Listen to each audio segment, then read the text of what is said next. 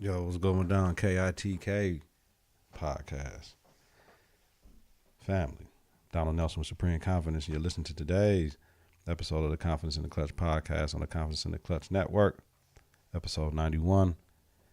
Whether it's the game of basketball or the game of life, you got to have confidence in the clutch. Practice makes confidence. Pressure makes diamonds. Stay sucker free. Keep it a buck like Milwaukee. That's what my man Anderson .Paak said on his album. Keep it a buck like Milwaukee. That song called. Stay woke or get out. Go ball or bust. You can't fit in when you're standing out. Listen to Apple Podcasts, Google Play Music, YouTube, and at confidenceintheclutch.podbean.com. Subscribe, rate, and review to hit that bell button to get notifications of new episodes. It's important. Visit us on Facebook, Confidence in the Klutch. Follow us on Twitter and Instagram at KNK. Coming up, talking about Portland, Golden State. Portland had that one. Should have pulled that one out. And Milwaukee taking Toronto to the woodshed if you live down south. The confidence starts right now. 3, 2, 1. Confidence on 3 and the clutch on 6. 1, 2, 3. Confidence 4, 5, 6. in the clutch. Confidence in the clutch. Yeah. Happy Saturday. Man, it's a power pack. They had a game for Bell. They went out. Possession was crazy. They won that game 2-0. She got one finally. There's been a couple of games where she broke through. And I got 3 graduation parties to go to, a wedding that I'm a part of. I had to get this for my people, though, to the KITK family. You know what I mean? On the network, everybody on my day ones. The original podcast on the network, the Confidence in the Klutch podcast with Donald Nelson. That's what it's called. So let's get into it.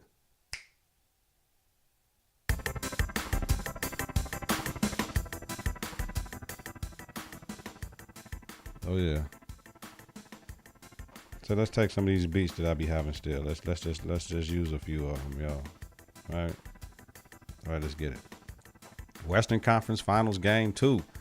Warriors win Game 2, 114-111. Lead the series 2-0. Steph is showing why he was a 2-time defending MVP. 37 points on 11-22 from the field, 8 rebounds. Klay Thompson.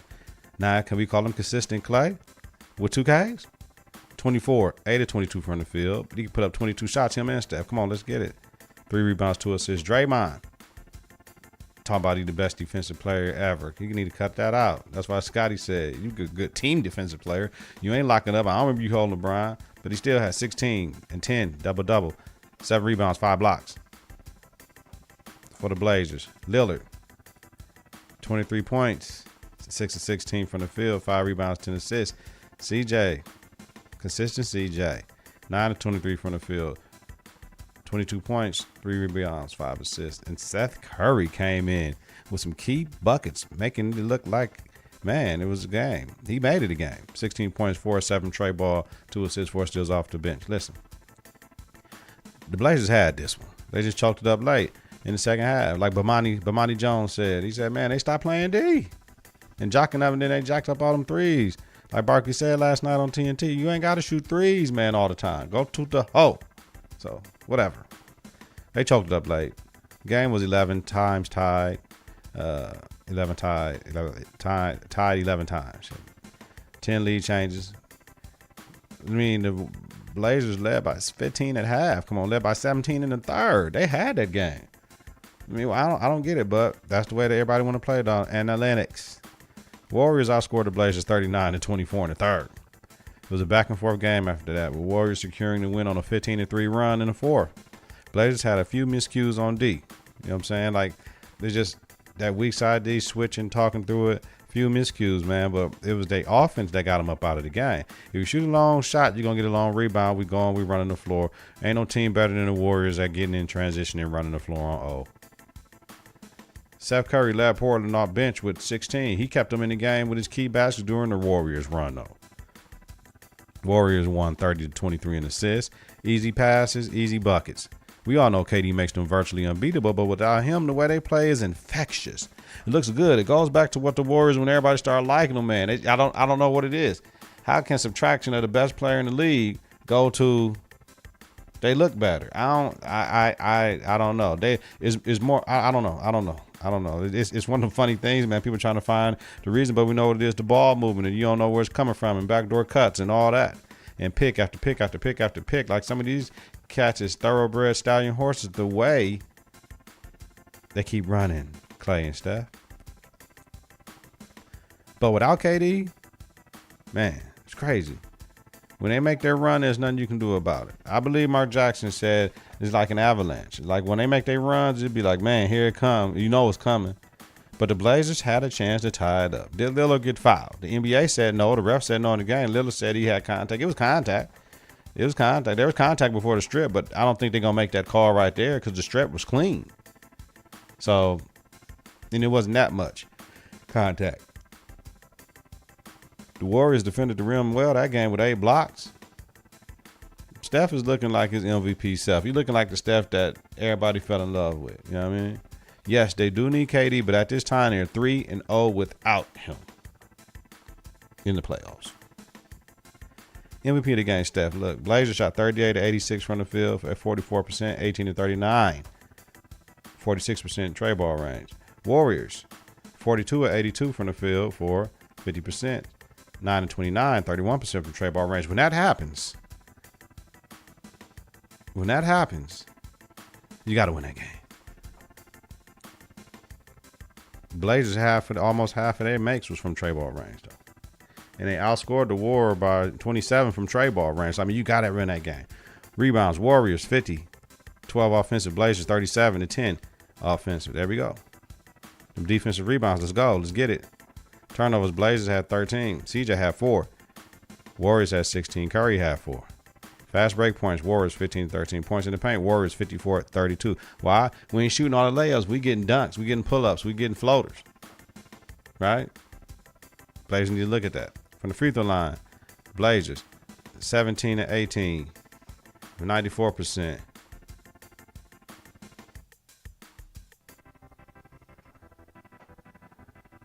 Warriors 21-27 for 78%. Bench points: Portland 41-33. My thing is, teams that are 2-0 in the conference finals are 51-5, 91% per ESPN. Okay. Blazers played well enough to split in Oakland. They should have got one of them games. It ain't like the Warriors was just blowing the Blazers out and doing what they needed to do with them. The Blazers had time. Remember, going into the first game, they were down 5, the Blazers, even though they was playing the pick and roll wrong. So, I mean, man, listen, the Blazers got to play better. I'm not saying that they should have won both the games, but they should have won one of those games. That's what I am going to say. I expect Portland to have more energy, poise, and resolve to pull things out in the clutch. For the series, Steph is 37 minutes, 37 points per game, 51%, 45% from the land of 3, 7 rebounds, 8 assists. That's what he's averaging. Dame, 40 minutes a game, 21 points per game, 36% from the field, 41% from the land of 3. Dame has to shoot it better. He clearly wasn't playing his best ball in Oakland, his hometown. He pressed a little bit. I believe his focus will be back. Portland did better in game 2 defensively. But Iggy had a defensive play of the playoffs because Dame might have hit that shot. He might have missed. But to take that swipe of the ball right there on a player going up for a shot, they might have gave him continuation, said he was shooting and go to the lane. That'd take a great defensive player to make that play. Here's the thing, though, about going up there for game 3. The Warriors smell blood. Right now, it looks like they can stall KD out into the finals if they win game 3. Why? Their bench is playing well. MKE's own, Milwaukee's own, Kevon Looney is playing very well. He would get a nice contract in the offseason. I don't even know if Golden State can keep him. You know what I'm saying? He doing everything. I should have put up his average. That's on me. I meant to. But this series right here, he balling. CJ has to get opportunities, and then we get them in Portland as well. Warriors want to get this done to prove that they're dominant, period. With KD, without KD, they want to prove their dominance. Warriors win game 3. That's what I say.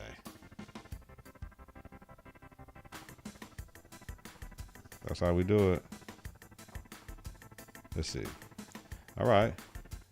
Time to move on to the next game. Our Bucks. Look, Charles Barkley talking about all the places to eat. They was kicking it on 68th and Hadley.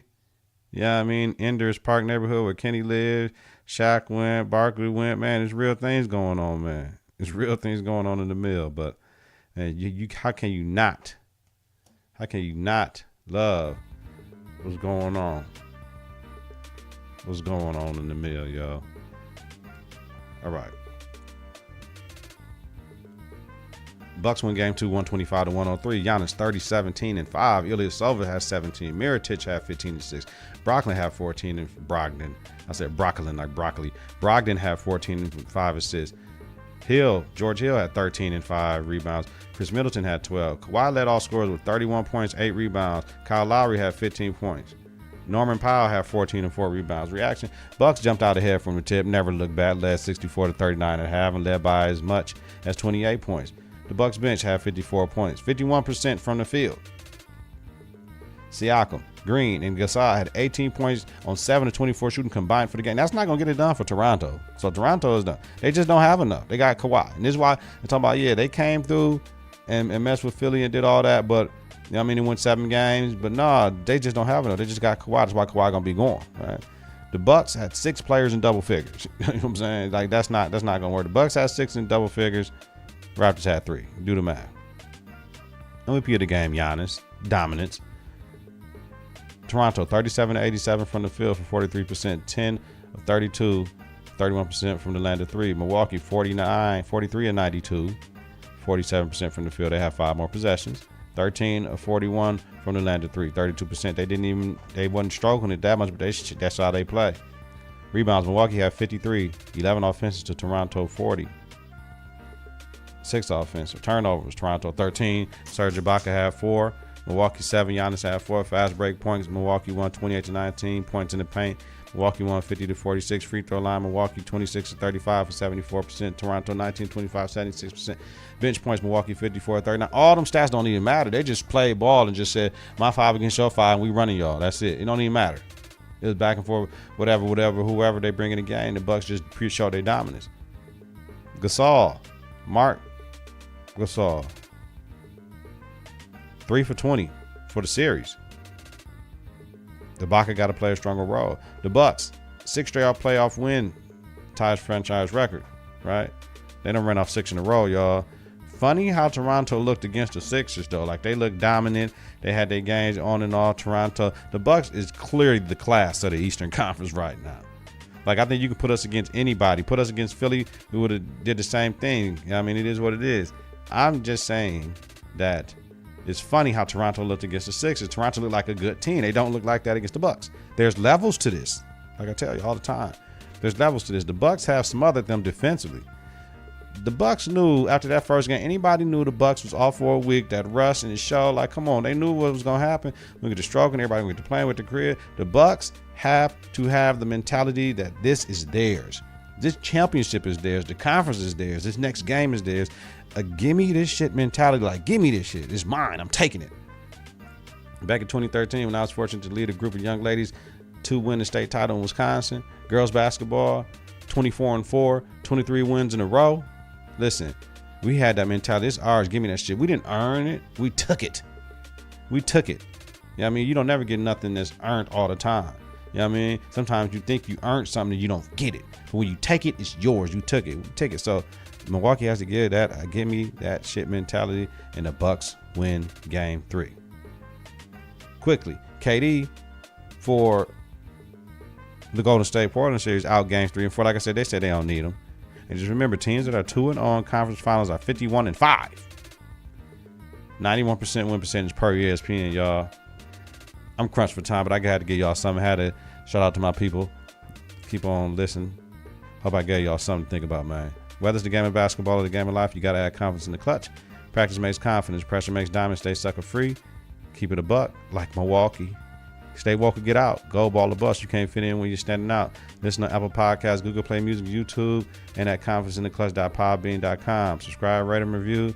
Hit that bell button to get notifications of new episodes. It's important. Visit us on Facebook, Confidence in the Clutch. Follow us on Twitter and Instagram at K in the K. Yeah.